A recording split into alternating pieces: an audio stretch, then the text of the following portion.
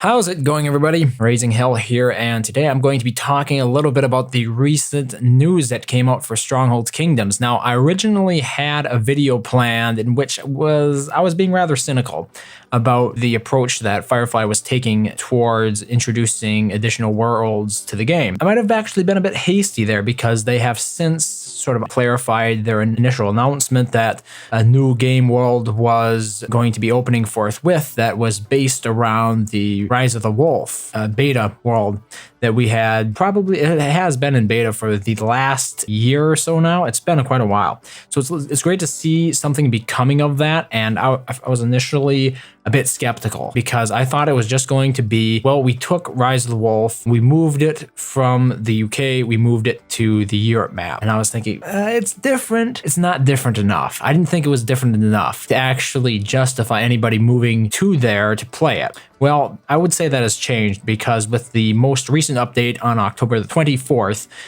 Firefly has released more details on what the new player versus AI world will be. So launching this week, Heretic invites you to unite against the wolf or join him, crusade with fellow players, or go Heretic and team up with the AI. Following his raid of our beloved British Isles, the wolf and his henchmen have retreated across the seas, only to bring Europe under their reign of terror. Our allies are pleading for you to save them. However, we must be cautious. My spies tell us that the wolf has plans to recruit allies from within our own ranks and dismantle our forces from within. Gameplay changes. Based on your feedback from Rise of the Wolf, we have made a range of gameplay changes and adjustments for Heretic, our second PvE AI world, and the first to feature Europe. In addition to a dynamic faith point cap that increases with every slayed AI, Heretic introduces a new twist on the PvE gameplay found in the Rise of the Wolf by giving players the freedom to choose which side they fight on. Will you go Heretic? In Heretic, players will choose between battling against the wolf and his men or turning to the dark side, betraying fellow players by joining the wolf's faction. Will you fight against the wolf or turn Heretic and wreak havoc by attacking fellow players? After swearing their allegiance to the wolf, a Heretic player will only be able to attack non-Heretic players.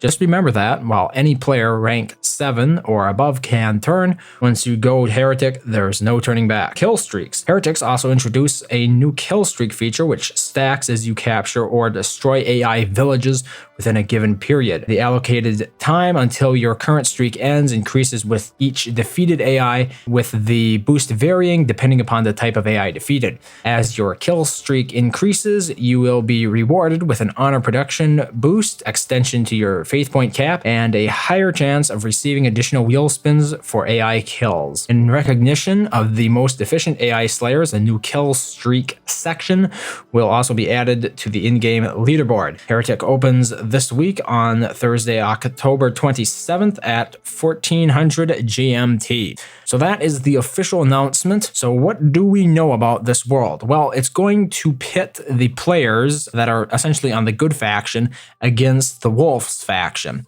So we're going to be seeing a game that is mostly player versus environment. But what I think is really unique about this is that the players who are not interested in player versus environment can still throw a monkey wrench in the entire system by choosing to forego any rewards and instead just messing with other players. You know, the other players who are hoping that this would mostly be a player versus AI sort of world. So I think it's a very unique hybrid between player versus AI and just, player versus player. It is definitely something that I was not expecting, and I think the rules here make it especially compelling, especially since you are rewarded for being active, for killing AIs. That is something that I think has sort of dwindled. Like, there's really no incentive to kill the AI aside from the actual quests in the normal game. So then when the quests sort of run out for killing those AIs, the players hardly touch them anymore. So if you're tying the AI here, if you're tying killing the AI, which the game is about, to actually increasing your strength as a player, I think that is a very unique idea. And I think it could actually turn out quite well. It could really encourage some activity in that world. Also, so just to clarify a little bit on the factions and how this is going to work, if you go Heretic, as the announcement has been describing it as, you will not be able to join or go back to the player side. So this is very interesting because for a long time what we've had is players can just jump to any house, right? They can leave any faction, they can leave any house, just join another one. So you have players scattered around the place, and then when the game starts to come to a head, you know, the things are reaching peak and the game is about to end, those players just all congregate, join the same faction, and they grab all the prizes. With this, if you want to do that, if you want to go ahead and mess with other players, you can do that, but you're not going to get any prizes, and you're going to be pretty much branded in the Wolf's faction. You'll be appearing up in his faction, but you will be able to do that. You'll be able to play the troll, the rogue, the player who just exists on the map to try to mess with other players. And you're actually locked to that faction. So you're not going to be able to join back with the good players just to grab the rewards at the end of the map. The heretics also will not be able to attack the wolf. So it will essentially make you partners with the AI. And I assume that the AI cannot attack you either. That just wouldn't make any sense. So I'm interested in this. It's a very unique idea, and it looks like the game is actually out of beta now. They're going to stop calling it a beta, which is what I was waiting for a long time, because I didn't want to invest too heavily in creating content for a world that could change radically within a month or so. So aside from that, we have the announcement that the game now has cloud save updates, and I'm going to get a little bit into that because it's some good and some bad. You know, it's a step in the right direction, but at the same time, it's like 2 steps forward and 1 step back. It could have been better, in my opinion. It could have been better implemented, and I'm going to get into why I think that. The new update added the ability to save 3 things to the cloud, so to speak, so you will be able to sync them onto your machines. The first one being castle formations. So if you go into the castle map, you can see here in the this drop-down menu, for construction options, there is now a new button with a little cloud next to it. It's blue. It says Stored Castles. You can simply click on that, and then you can memorize a preset or deploy a preset, rename it, or go ahead and delete it. Now you're limited to 5, so you're not going to have all that many village designs, which I think personally would never work for me. Generally, what I do is go through advanced options, and I just restore the infrastructure and troops that are already assigned to each castle. So I'm not exactly sure, aside from, I guess, space limitations, why not just store this stuff automatically in the cloud? I mean, why segment it? It's just making it overly complicated for players to actually get to. Here's the thing. I already have to go to advanced options. This is where my formations for this castle are saved. My troops that I currently have in my walls are saved in the Restore Troops button, and the castles saved in my infrastructure button. Now, if I want the convenience of being able to go from computer to computer, simply install the Stronghold Kingdoms client on that computer, log into my account, and everything is there because it's synced across via cloud services.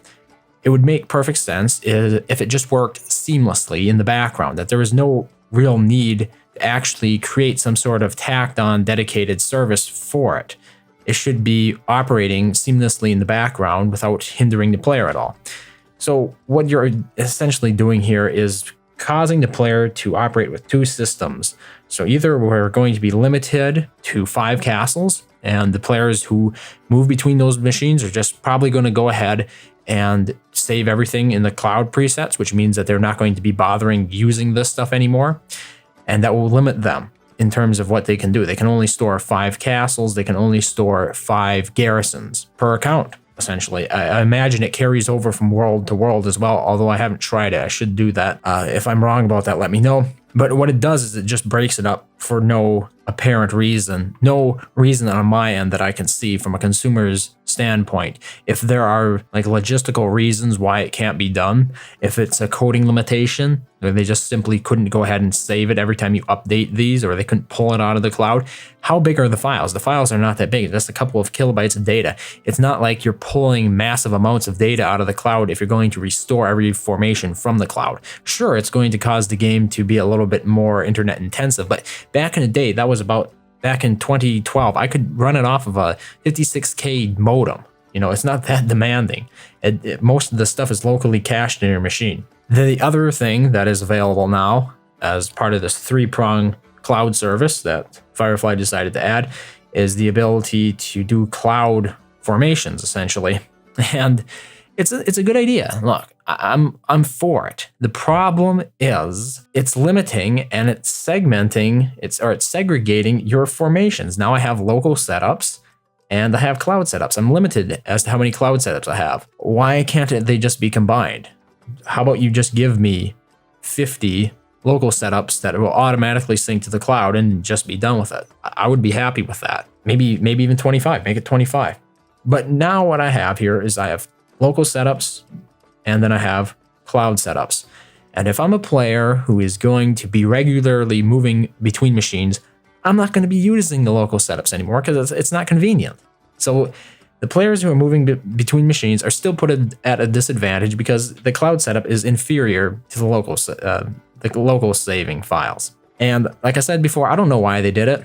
There could be a logistical reason behind it, or it could just be oversight. They thought, well, it's easier to just tack something new on rather than update something old. Who knows? Those are just my thoughts on it. But overall, it's the first update in a while. The last update was the Future of Stronghold Kingdoms was released. This announcement was back in June 15th of 2016. So, you know, we're over 4 months since the last big announcement. You know, we have had like the announcement for House 17 winning World 4 and ending it. That was a small announcement, but, you know, we already sort of knew it was going to happen because that was introduced a couple months before that. It was 3 months before that.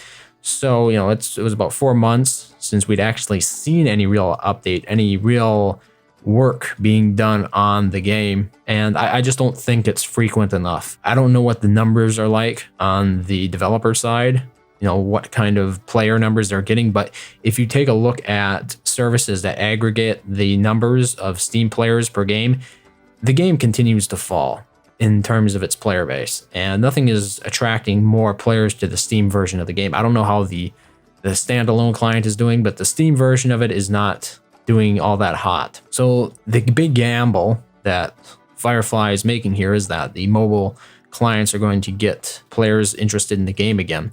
And I think one of the things you have to do if you're sort of betting on that is also show them that the game is still in development, that new things are being added to it as time goes on. And it's kind of similar to what I do. I'm not going to say I put in anywhere near as much work, but the sort of algorithms are the same. The way you are rewarded with exposure for producing your product on a schedule. So in other words, people can expect, let's say, the first week of every month, you're going to announce something new for the game.